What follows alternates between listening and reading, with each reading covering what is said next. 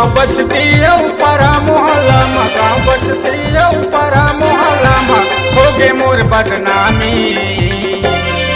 धर्मपुर महादेवो तोरे माया मरानी, धर्मपुर महादेवो तोरे माया मरानी। गाँव बसती परा मोहल्ला में, गाँव बसती परा मोहल्ला में होगे मोर बदनामी। इति महू मोहागेगा होगे तोर दीवानी, इति महू मोहागेव जे होगे तोर दीवानी।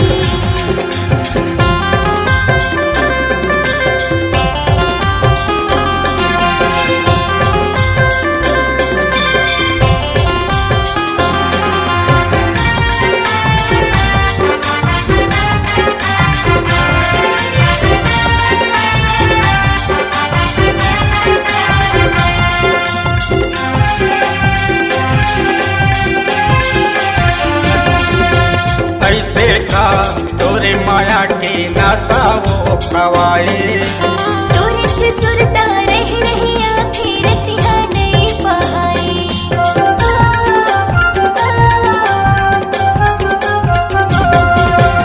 ऐसे का तोरे माया की नशा वो खवाए। तोरे से सुरता रह रही आँखें रतिया नहीं पाई। तोरे से सुरता रह रही आँखें रतिया नहीं पाई। अने पानी यौ खाना पीना, अने पानी यौ खाना पीना छूट गए पढ़ाई लिखाई।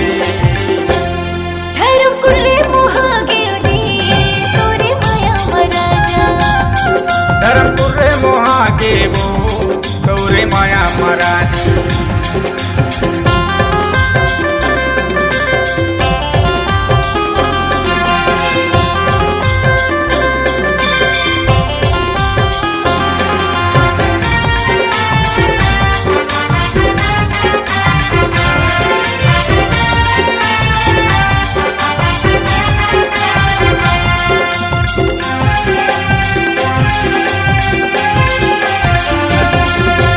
तोरे मोरे माया के चर्चा सब जिला में चलत है।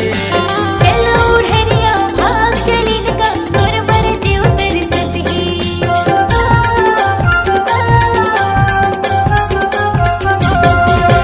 तोरे मोरे माया के चर्चा सब जिला में चलत है।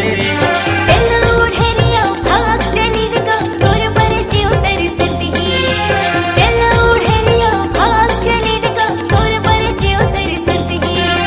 ताई दादा की सुथा गगारी,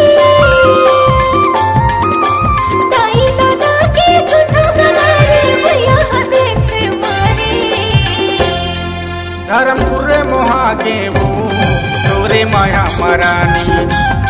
इति महू मोहागेगा होगे तोर दीवानी। गाँव बसती परा मोहल्ला में, गाँव बसती परा मोहल्ला में होगे मोर बदनामी।